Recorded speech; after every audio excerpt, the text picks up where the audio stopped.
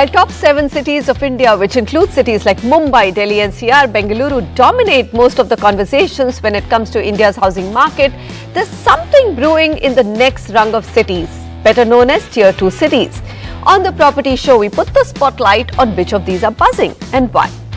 Also on the show, Delhi Development Authority or DDA has come out with a new scheme offering 8,500 affordable flats in Narela sub-city Delhi. Now, is this area livable and worth buying a home in? Samir Jasuja, founder and CEO at PropEquity, Pankaj Bajaj, managing director, Eldeco Group, and Murali M, chairman and MD, Shriram Properties, join us for the discussion. Samir, today's discussion is based on the PropEquity report, and I'm looking at the top 10 cities. Ahmedabad, of course, tops the list, but my question to you is it a Tier 2 city?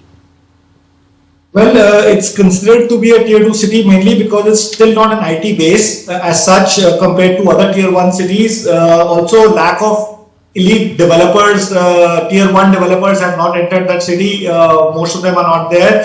And the pricing in Ahmedabad is still very affordable. That makes it a Tier 2 city at this point in time, although it definitely demands to be in the Tier 1 cities based on the supply, which has over-exceeded many Tier 1 cities over the last 5 years and especially last 1 year as well. Okay. Very quick question. When I'm looking at the top 10 list again, there are two cities which have really surprised me, Nashik and Vadodara. What's brewing here? And of course, Visakhapatnam, I understand it's an IT hub and growing IT hub, but what's really working for Vadodara and Nashik? Well, Gujarat and Maharashtra both have been leading in the ease of doing the business since 2015 onwards and always ranked in the top 10. Employment generation has been the number 2 reason as such, besides ease of doing business over there and many companies setting up shop over there. That's why 6 cities out of 10 cities coming from Gujarat and Maharashtra, where our report also suggests that the share of new launches has been 69% and the share of absorption has been 62% over there. So these are the main reasons where Ahmedabad, Vadodara, Nashik, Gandhinagar followed by Jaipur are in the top 5. All right. Okay, let me come to the missing piece, Pankaj. Now, amongst the listed developers, Eldeco has the highest number of completed projects in Tier 2 cities. Lucknow is one of your key markets, and I'm just surprised that Lucknow didn't make it in the top 10. Was it because there was already a lot of supply there? I'm surprised myself, but I think I'll put down to the reason that the definition of Tier 2 cities that Samir has put out, let me allow me to disagree with that. Let's put Ahmedabad in a Tier 1 city because the kind of volume that Samir's report is showing, it does not qualify as a Tier 2 city. So if you remove those top 2-3 cities from his report, then Lucknow would be amongst the top 10, right? Okay, so give me your sense. I mean, you've really been one of the developers who's focused, your larger focus is on Tier 2 cities versus Tier 1. Are you seeing any big shift in Tier 2 cities this year? Not really. I mean, let's not say it's a trend, but it's not an explosion. It's a steady kind of market. And the report clearly says that of the total volume and value of real estate development in the country, and we're talking largely residential here, about, I think before the pandemic, the Tier 2 cities used to be 20%. I would guess it's now 25%. So 20 to 25 does not mean a big change, but for that 20%, it's a big change, and it's a part of and also the market size itself is growing. I think going forward, that 25% could go to as much as 30%. But it's not that there's a real estate explosion happening in Tier 2 cities. It's a steady market. There's an organic demand, but from the ground, the big takeaway is that there's a clear desire for bigger and better homes. But that's true for the entire country right now. But also so for Tier 2 because quality real estate development is not there. So there's a real hunger and real desire for upgrading a house. So I think that trend is going to continue for the next many years. Many years. Okay. So there will be cycles, but I think the fundamental demand is very, very strong. All right. Murali, so, I'm looking at your portfolio and yes, largely concentrated in Chennai and Bengaluru, but you also are present in two tier 2 cities, Visakhapatnam and Coimbatore. Would you agree with Pankaj that, all right, so here's a market which is growing and growing faster because there is this desire to upgrade in your quality of living, but there is no big tectonic shift that we can see right now? Yeah, I don't see any big shift happening to tier 2, tier 3 cities today. If you look at India, map it now, 80% of the demand coming from tier 1 cities, basically top 9 cities in the country. Remain 20% in tier 2, tier 3 and all that. So this is not the way India can grow today. And that will be missed the greatest opportunity of COVID. Last 2 years, people have shifted from tier 1 to tier 2 cities. We should have locked in them there. We should have created a nice atmosphere, ecosystem for them to stay there and probably we should have shifted office. But unfortunately, nothing has happened. People, when they work from home got over, they were all in a rush to move to tier 1 cities, which is not good for the country as a whole. Why is it not happening? See, Ahmedabad is one such example. You rightly asked whether it's a tier 2 or tier 1. I would put maybe along the 9 tier 1 cities. Ahmedabad also should step into tier 1 city. So could be a 10 city getting added to the list on tier 1. Other than that, if you look at all other areas, rather depleting, which is a very kind of a discouragement for the developers like us, and it's not good for the country also. If you look at even Ahmedabad, Vadodara, Surat, Nashik and all that, if you look at those cities, it is all growing because of the industrial growth which is taking place in that area or economic growth in that area. On the other hand, Murali, exactly, the cities that you're present in, Coimbatore and Visakhapatnam, there seems to be an IT boom there. I mean, there is a considerable shift of some IT companies who want to be in smaller cities because of the cost advantage, and South India, even smaller cities have the IT talent.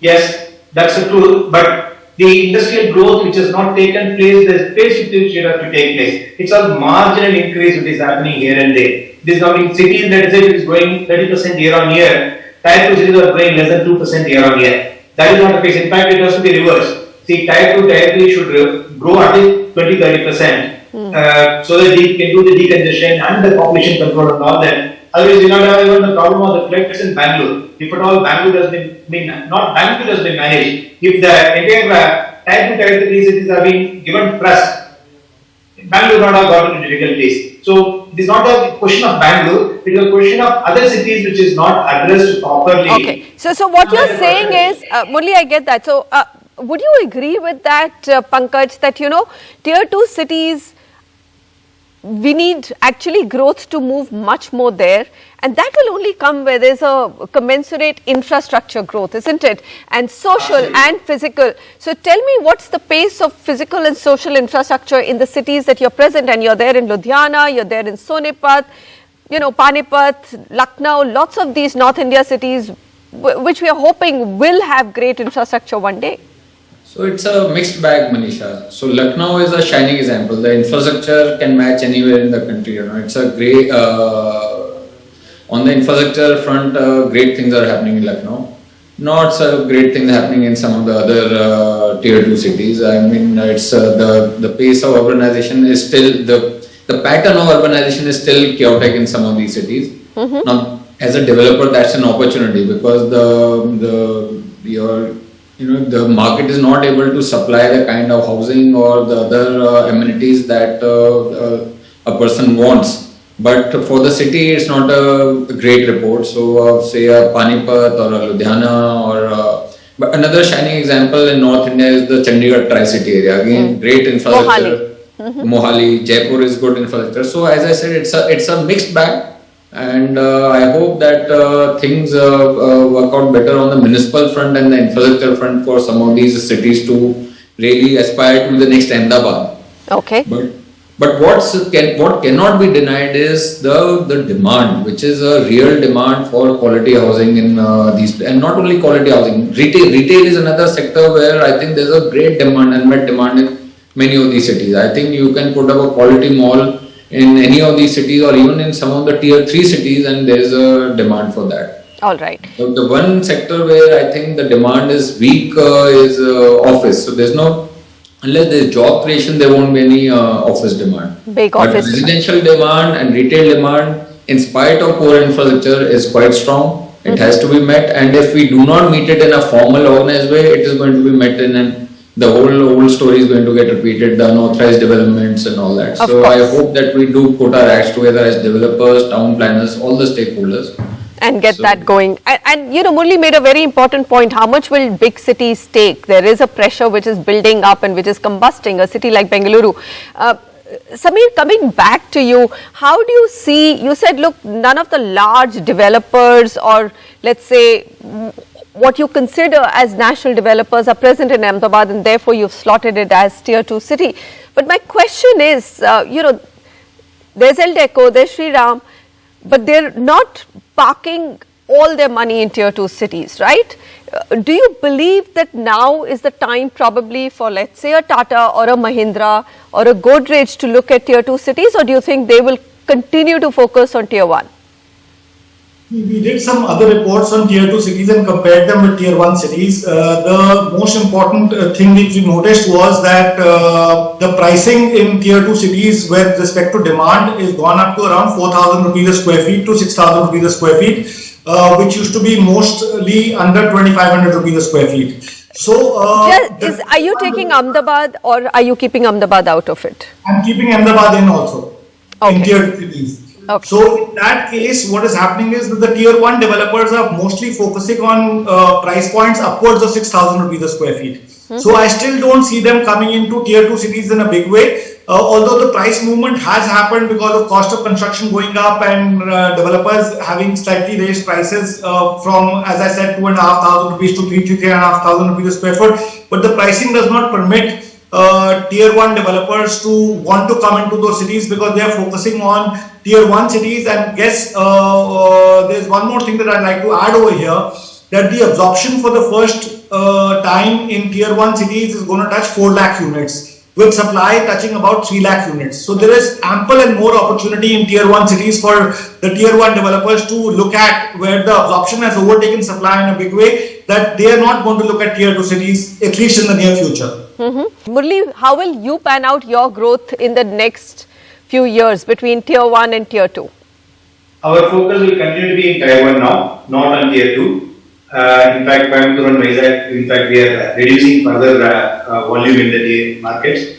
But tier 1, Bangalore, Chennai, Hyderabad, Calcutta, Pune will expand. So this is where our growth will be. There is a good potential for us also to grow significantly. We can achieve close to about 30-35% year-on-year growth, and also volume speaks a lot. So hence, I mean, also the profitability is much superior compared to tier 2 cities. So hence, I mean, our focus will be the next 5 years time being on these tier 1 cities, not much on tier 2 cities, unless there is a big infrastructure push happening in tier 2. Unless people start shifting, which, as I said, COVID was the biggest opportunity for us to populate tier 2, tier 3, which we missed this opportunity. So I don't know whether we can get another opportunity to populate tier 2, tier 3, which I doubt in the next 3-4 years time.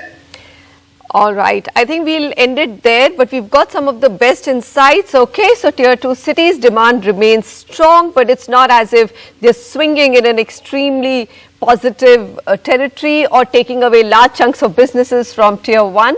In fact, the price appreciation in tier 2 cities continues to be modest, between 6 to 8% as shown by the PropEquity figures. But thank you, gentlemen, for joining me today. I'll just give you one thing, another input, Manisha, which is very relevant. I think Go ahead. The audience should know this. Tier 2, if you take, you see the report, 3,500 is the average price. When somebody buys a 3,500 rupees a square foot product, close to about 35 to 40% goes towards just the taxes, GST, stamp duty, and lighting expenditure. On a 3,500 rupees square feet, somebody buying, let's say, 1,000 square foot, 35 lakhs, 40% of his cost goes towards taxes. So it is unaffordable, which is not right. Unless government takes a view, okay, tier 2 cities, there is no GST. I will not charge 18% GST on the construction input. I will not put 5%. I will not put stamp duty of 8%, 11%. If government takes a call, yes, we need to promote tier 2 cities, for which Murali, we need to- can live in hope. We can live in hope. We've been talking about this for many years since GST has happened, but thank you very much for making that point. I've completely run out of time, but thanks again. Of course, Samir Jasuja stays with us because when we come back, we look at a sharp analysis of Delhi Development Authority's latest 8,500 affordable flat scheme in Narela in the outskirts of Delhi.